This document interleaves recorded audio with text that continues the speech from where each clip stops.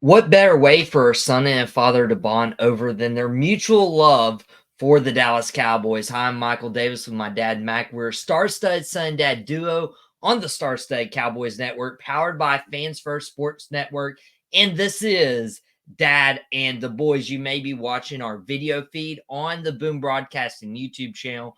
Super, super excited that we have this partnership going, and we are counting down the days to when the Dallas Cowboys open up their preseason, and we can finally see the Dallas Cowboys in action, even though they're trying to get rid of the preseason. I'm super excited to see what we have in store for you. So we've just only seen this team available in camp, and so we're mainly focusing on what we're seeing through camp, and particularly what we're seeing on the defensive side of the ball with Mike Zimmer. Now that he's back in Dallas, I mean, he was a defensive coordinator once upon a time in Dallas, and now he's come back to hopefully redeem himself and bring a ring to the team.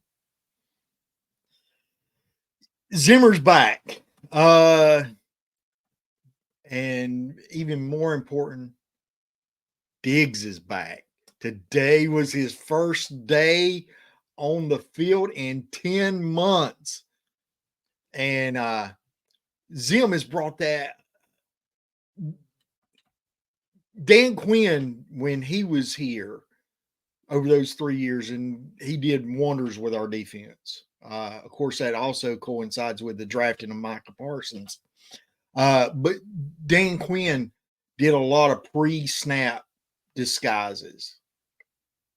Yeah. And Zim, on the other hand, does a lot of post-snap disguises. So if you think about that, while the quarterback's sitting there in the pocket or in shotgun, trying to take and look over the defense and get everything set for the play upcoming, goes back to an old Roddy Piper adage. Just when you think you figure out the answers, I change the questions on you. And that's what Zim's doing to the quarterback. Just as they think they know what he's getting ready to do on defense, he's changing it. And then they've got to process quick. Now, some of your quarterbacks that are old vets like Rodgers and different ones may do great with that. Some of the young guys can, but a lot of guys, unless they're spending a lot of time in the film room, they're going to struggle with it against that. And when you look and you see Marshawn Nealon putting on good tape in practice, really good tape. If you watch the blue-white scrimmage that you had this past Saturday, was it Saturday or Sunday? I think it was this past weekend. It was this past weekend. If you watch that, then you saw there was times that against the first team offense that both Parsons and Nealon met at the quarterback. Now, thank God they didn't put Dak on the ground, not doing that in scrimmage, but that was impressive. And the defensive backs have had wonderful coverage throughout camp. Wanye Thomas is having a great camp. One that I was kind of surprised that he calls Dallas home. And there was actually talk about during the free agency session that he would follow Dan Quinn to the Commanders. And that was Jordan Lewis. Yeah. He says he loves it in Dallas. That's his home. That's where his family's at. And he's having a great camp. Super camp. Which it helps too. I mean, like the Dallas Cowboys secondary has lost Stephon Gilmore, who I still believe is one of the better cornerbacks. I'm surprised Gilmore hasn't signed anywhere.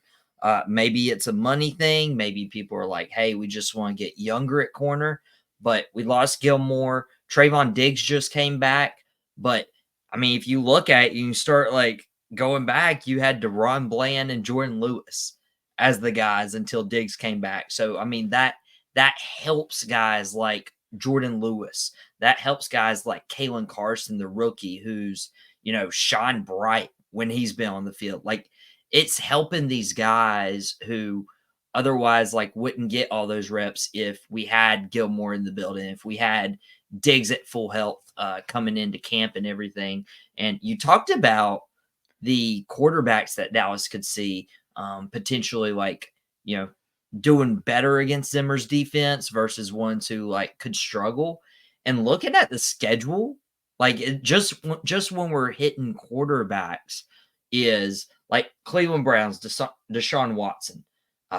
He's a veteran, but I'll be honest, Deshaun Watson's prime was several years ago. Which Deshaun are you getting? Yeah, exactly. And Deshaun may be a little rusty in terms of reading defenses. I think that gives the advantage to Dallas. The New Orleans Saints, is it still Derek Carr down there? It's who knows? I mean, honestly, the reigning MVP, although I think he didn't statistically did not deserve the award over Dak. The reigning MVP's the first really big test, in my opinion. Then you got Daniel Jones. Okay. Yeah. Without Saquon Barkley. Yeah. Thank you. Next. And then who's quarterback in Pittsburgh? Is it going to be Russell Wilson or is it going to be Justin Fields? And either way, who else? We don't know. And then probably the two out of we've listed 5 games. So the first 6 games before our bye is really going to be the tough task is going to be Baltimore and Detroit. Yeah, I fully agree. Unless we overlook a Cleveland or unless we just fall flat on the road in Pittsburgh or unless we overlook the Giant. I'm not saying that Dallas will go in there and beat them. Yeah. I'm just saying I don't think it's going to be the quarterback that makes the difference for the other team. Oh, yeah. I don't think that's going to be the difference maker. I'll be honest, it's not until November when you're seeing Jalen Hurts, when you're seeing CJ Stroud, when you're seeing Joe Burrow the first week of December. It's not until that stretch where I'm okay, I have to think about the quarterbacks actually destroying us. Now, we play the 49ers late October, right before Halloween. Yeah, they can destroy us with Christian McCaffrey, everything. But when it comes to the quarterbacks reading Mike Zimmer's defense and his disguises, if there's players like Brandon Cooks, a veteran wide receiver who's seen it all, who's man, I don't know what they're throwing at us. That goes to say something. That's a really good nod on Mike Zimmer keeping up with the game. And you got to remember, this is practice training camp that's open to the public. Mike Zimmer is not going to open up the playbook for the public's consumption at this time. He's reserving stuff. He's an old coach. He's old school. But looking at the schedule, in all honesty, I'd say until we get to Burrow in December, there's only a couple quarterbacks I'm even concerned with, and that is Baltimore, Detroit, and I know both of us like the kid. I think he's a great talent, and that's Brock Purdy. I think he is underrated, just like Dak is underrated. He brings a lot to the table, and most of it is up here. It's mental. So he processes the game. He's got enough game time experience at the college level and in the pros that he processes well. So that would be a key factor when you're facing a Mike Zimmer defense. Yeah. And I know you're high on this new rookie, Leafau. Yeah. He has looked good. And that's so promising. I was so high on Jalen Smith when he came out. I should have worn my Jalen Smith jersey tonight for the podcast. And dude, it hurt when Jalen Smith's knees just gave out. And to have a Notre Dame linebacker who, again, has gotten the snaps because there's a void. Leighton Vander Esch just retired. Like, who's going to step up? Yeah. And if we have a rookie who comes up and is able to study, and people are saying, like, he is studying, like, he's grasping on to Eric Kendricks, who was in the Mike Zimmer system. He's grasping onto the playbook and studying it hard, and then going out on the field and trying to prove himself in real time. It's awesome. Like, it's really cool to see the hunger of some young guys, and I feel like that's training camp. Well, like, you have people who, hold out. They've proven themselves. They want the bigger contracts. You have the people who will skip, because they're like, I need a rest. This is just practice. We talking about practice. I'm just here to play the game. And then you have hungry players wanting to play on Sundays, and I think Luafau fits into that category. Well, and I love Vander Esch. I mean, having met him in Jacksonville was a highlight. Awesome, super person. Beyond the football player, he was just super nice and kind. Got his autographs. Awesome experience. And Leofau, there was one play that he did in the blue white scrimmage game that it was like Dak was back in the pocket and he got the snap, and you got Terrence Steele trying to block Micah Parsons, and Dak, he got around Micah. He got to the outer corner and got around Micah, and right as he did and ready to throw, there was Leofau. Yeah. And they said, well, that would have been a sack, boys. Credit the defense. Congratulations. So, I mean, and that's just some of the looks. Not only does he have the defensive state of mind or the defensive mind to take and do this, but he's got the talent that he hasn't had in a long time to do it with. Yeah. Our defense was what, top 10, top 5 for the last 2 to 3 years running. Yeah. And I don't think we've lost much ground there. Granted, depth-wise, we may have lost some, but I do believe that they've restocked the shelves a little bit to give us something. Losing Armstrong, losing Fowler, and then losing Sam Williams to injury. Like, it's tough. Like, it's not the most ideal situation. Hopefully the guys we picked up last week can, contribute, but they're not to replace Sam, though. That is Nealon. And they were talking about that on the mothership. I think it was Hanging with the Boys or Talking Cowboys. They were talking about that. McCarthy has said that, these two guys, they're not to replace Sam Williams. That's Nealon's job right now. Yeah. They're just there for depth pieces. And a lot of it is the fact that with the special teams, the new special kickoff rules and stuff, can these guys play special teams? Because, Sam Williams, last year, he couldn't get onto the field a lot, so he started being the gunner on special teams. He actually got hurt doing a special teams rep in practice. So, I mean, probably not the wisest decision in hindsight. Well, it just goes to the heart of the player. Yeah. I mean, he wants to contribute any way he can, and I respect that.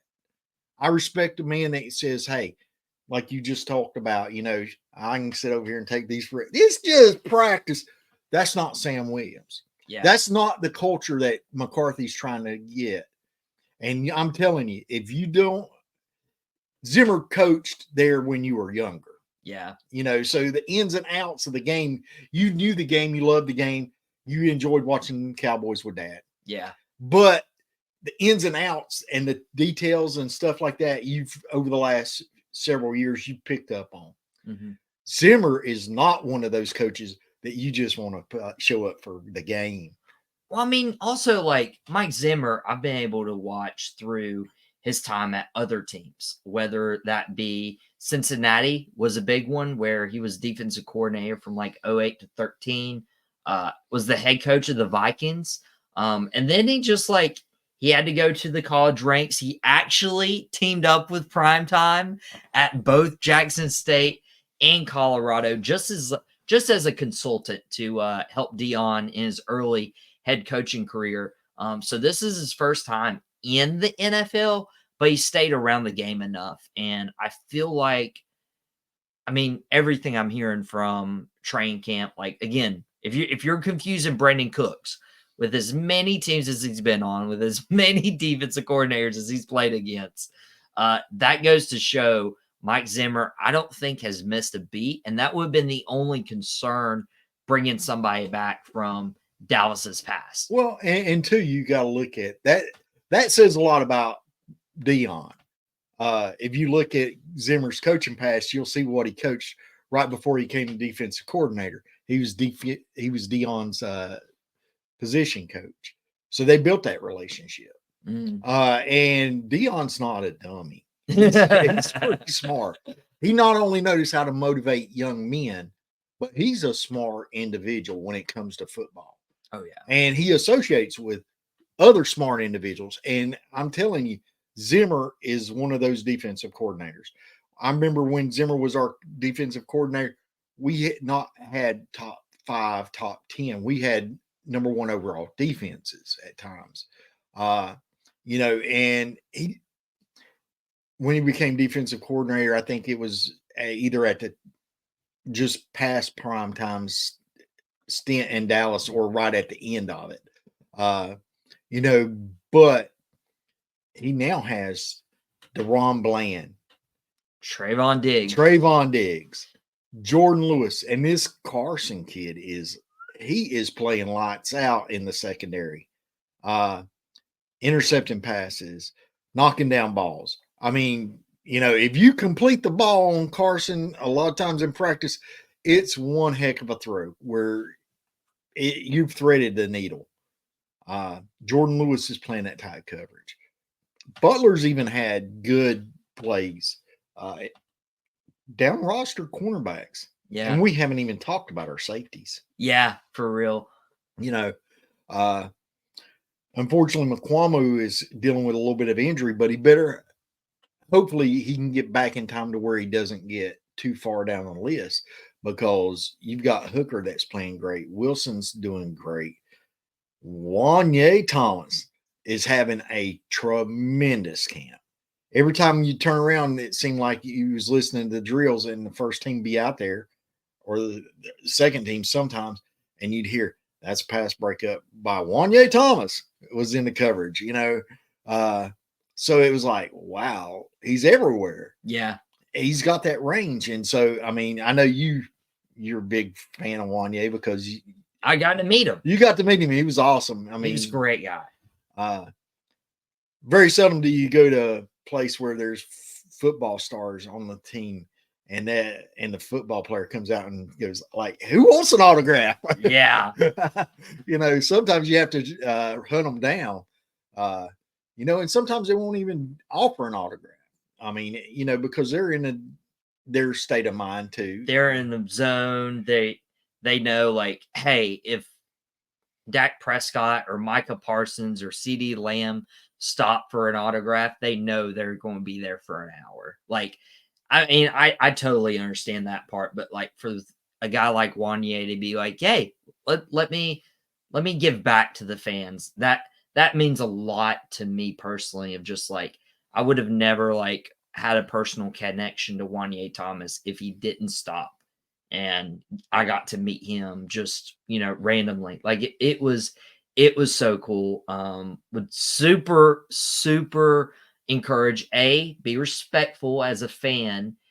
Please, please, please, please, please do not be disrespectful when it comes to getting pictures, getting autographs. I'm personally not a fan of getting an autograph just for the purpose of selling it. So do not. And we've seen like particularly more wrestling of like fans waiting at airports, stalking players, stalking wrestlers, and like throwing up like 50, merchandise for them to sign. That's not cool. Just meet them. If you want them to sign it, say, hey, address it to Michael, address it to Mack, send it on over to us. You see what I did there? And just make it personal. Like, make it something to where it's like, hey, they took time to do something for me versus, oh, I'm going to repurpose this for money. Well, and you got to understand too. I mean, a lot of times when you meet stars or people that you you grew up rooting for, whether it be in wrestling or football or any sport for that matter, uh, they're taking time out of their day. Yeah. And I'm honestly, me personally, if they're taking the time out, I want it to be about me. I want it to be an autograph that I'm going to enjoy. Like that trip to Jacksonville, getting to meet Noah Brown, getting to meet Leighton, Wanye, Sam Williams. I mean, yeah, we got to see Michael Parsons first of all and foremost, and no, did not get autographed. And we got to see Trayvon and a lot of the players as they was coming into the hotel that night and stuff. But it was my experience. I didn't do it to sell something to somebody else to try to make money. I mean, the pennant we got them to sign and is super bright if you're watching on Boom Broadcasting because the star shines bright. That's what happens. I still have the pennant over there that got signed. So, and you know what's going to happen to that pennant? It's going to stay with me for the rest of my life. I'm not giving it away. Sorry, guys. Yeah. Boom Broadcasting will do giveaways, but not that one. And you see it all the time. I mean, especially at wrestling shows where you go in and you're a fan and you're wanting to get an autograph of somebody and get your picture taken with them. And there's a couple fans in front of you and they got boxes of wrestling figures of that guy they're wanting to go through and have them sign all this stuff. And I mean, one, yes, maybe, but when they're signing 15 or 20, those are going on eBay. Yeah. And find a different way to make it. Find a different way to make money. Yeah. Earn your money. Just be a fan. Just be a fan. Be a fan. Okay. That's like if you're watching this and you're not a Dallas Cowboy fan, God bless you. We appreciate your viewership, but be a fan. I don't care which team you root for. If you don't want to root for the right team, then there's 31 other teams out there. It's fortunate. I've been a fan of the Dallas Cowboys since I was 2 years old. And he's been a fan all his life. He's named after Michael Irvin. My all-time favorite Cowboy. Everybody says who. I remember going to the game with my dad, and somebody said, "Who's your favorite Dallas Cowboy player?" I said, "Michael Irvin," and everybody was going, Troy Emmett. I said, "Michael Irvin's the heartbeat of the Dallas Cowboys." And if you ever watched a pregame show about the Dallas Cowboys, and you've seen Michael Irvin speak as a hype video, you realize Michael Irvin's still a heart and soul of a Dallas Cowboy fan. And he can pump up a team like none other. And he is all blue. He is the star. He is a Dallas Cowboy through and through. Does that make me, if I was named after Michael Irvin, does that make me the heartbeat of the family? Can we say that? Well, your brother was named after Troy Aikman, so I mean. But you just said like, oh, my favorite player is Troy, my favorite player is Emmett. No, Michael Irvin, very special. Yeah, very special. It's quite the time. I love getting to invite people literally into our room and just, hey, here's what happens. And usually we'll record these a couple times of the week. And then we'll have like a bazillion other conversations. We don't have the luxury of recording. And I apologize for that, but I wanted to give you guys a glimpse into our relationship, especially when it comes to the Dallas Cowboys and where my name came from. So that's why we're doing Daddy and the Boys. We're partnering with Fans First Sports Network. If you listen to us, thank you so much for supporting them. If you're watching this on Boom Broadcasting, thank you so much for enjoying us. Be sure to do the college football 25 giveaway. First 500 subscribers, we want to give this game away as part of Boom Broadcasting. And so please, please, please get yourself into that giveaway. And hopefully for those of you watching this on Boom Broadcasting, I will get Michael to try to share one of the graphics that I saw recently, that there has been a new study done. And the Dallas Cowboys are America's team, by the way. Oh, yeah. And the predominant team worldwide for Google searches. And I'll get him to try to find that and share it with you one time on one of our episodes. There's very few other teams out there that generate anywhere on the world map. The Bills and a few other teams, Kansas City, of course, with all the success they've been having over the last little bit, is generating a little bit of a fan base. And of course, I think that might even be more the Taylor Swift stuff going on. Yeah. But Patrick Mahomes is a great player. Nothing against him or Kelsey or any of their players. They are a world-class organization. But there is only one America's team, and there is only one Dallas Cowboys. And there is no other team out there that you have a definite feeling about. You are either you're a fan or you don't like them. There is no in between.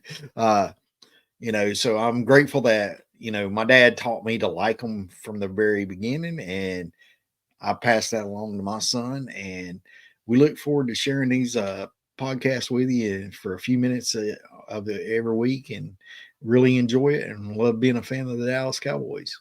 Yep. And I'm excited because we'll have another episode Friday dropping at noon, right before our first preseason game this weekend. But for now, you may return to your regularly scheduled lives. Thanks for tuning in for Dad and the Boys with Mack and Michael, powered by Boom Broadcasting and Fans First Sports Network on the Star-Studded Cowboys Network. And remember, this isn't our first rodeo. We'll catch you here next time.